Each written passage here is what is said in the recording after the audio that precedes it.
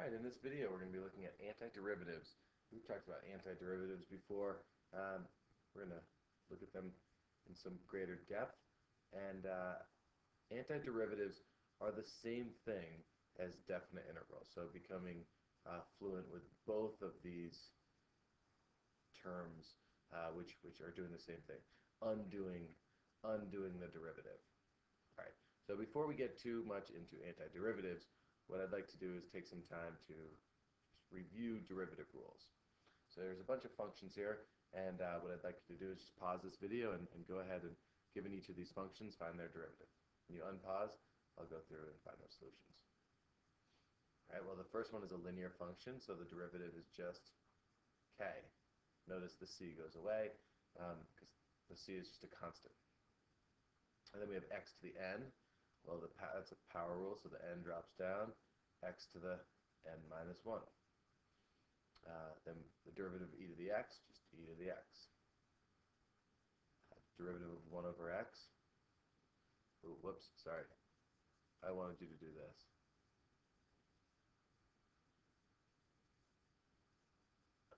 And the answer is given to you. Find the derivative of ln of x. And the derivative of ln of x is 1 over x. Derivative of b to the x, ln of b times b to the x. And here we have our favorite trig ideas. So all of these hopefully are second nature to you at this point. If not, get them to that point. You'll need them there quickly. And we learned these rules quite a while ago. So now what we're going to be doing is we're going to be given the derivative, and we're going to find the antiderivative, so working backwards. And notice, for each one of these, whenever we take the antiderivative, our answer will always have that plus c in it. So always remember that when you're taking an antiderivative or the definite integral, that your solution should have a plus c. Because when you take the derivative of a plus c, it goes away. So when you take the antiderivative, you have to include that to suggest that there's a family of functions that all are sliding along the vertical axis. Okay, so as I said in the beginning, the antiderivative is the same thing as the indefinite integral. And an indefinite integral is just an integral without limits. So when I say take the integral of 2x dx, and there are no limits, what this is saying is find the family of functions that has this as its derivative. So what has 2x as its derivative? Well, x squared does, but x squared plus c. And the way that we can check to see if our work is right is just take this function and take the derivative of it. And when we take the derivative of it, we get 2x, which is what we started with. So therefore, that's a way for us to check that our work is right. Okay, there's one special case that we need to be concerned with. We've got the integral of 1 over x, and I've graphed the function down here. And the domain of this function is x just can't be 0, but it can be everything else. And we know that, if I want to take the antiderivative of this, or the definite integral, is ln of x plus c. Okay, but what does ln of x look like? Well, ln of x is this graph here, whose domain is that x must be greater than 0. So we're in a bit of a conundrum because 1 over x includes negative values of x, but its derivative only has positive values of x.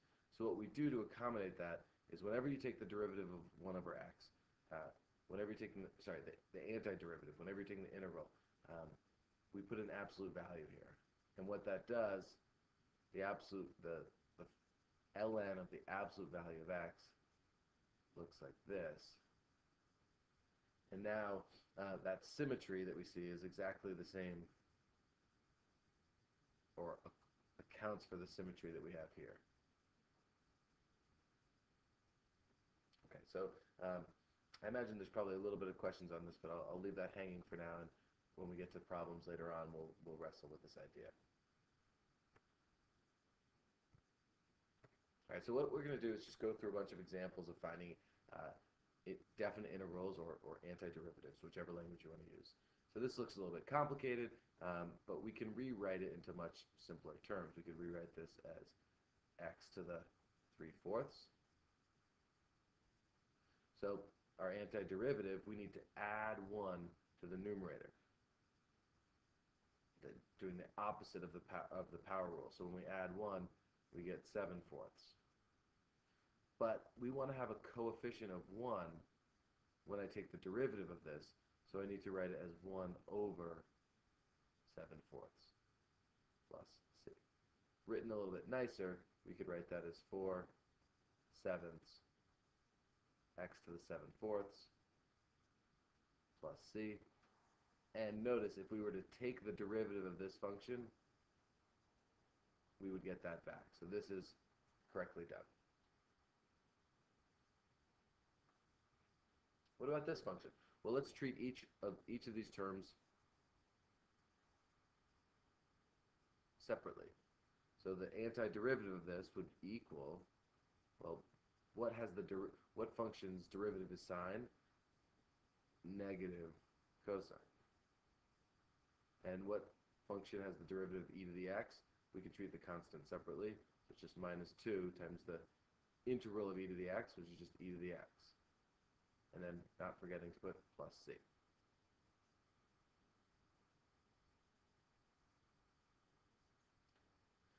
Okay, this problem, rational equation a rational expression looks challenging, and the hint on these problems is if we can separate the fraction, let's do so.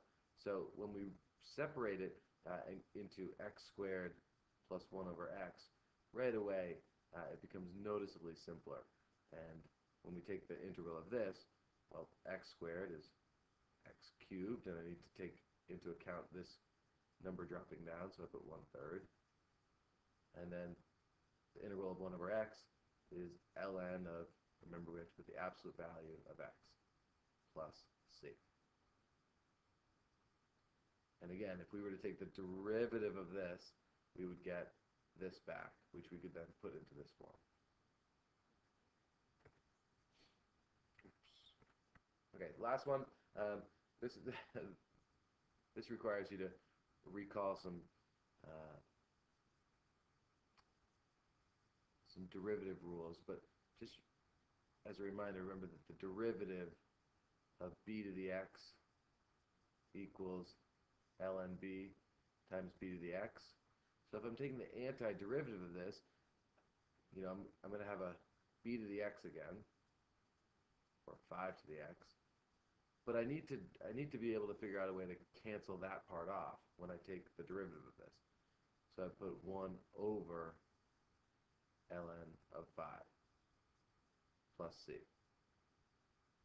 And this is my answer. And just to confirm that, let's think about taking the derivative of it.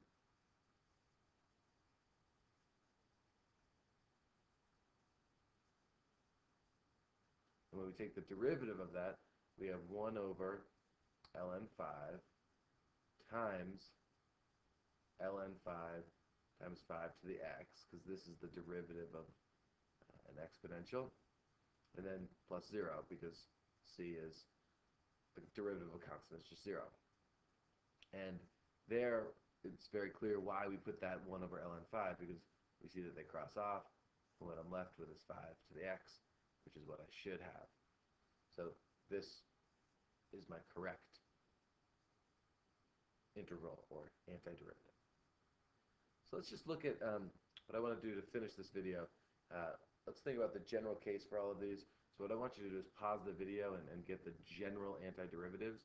We started this video getting the general for all the derivatives. Now let's get the antiderivatives. So pause this video and see what you can do.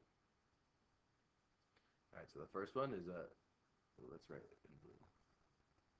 We have kx plus c. Next one is a power rule, so we're going to add 1.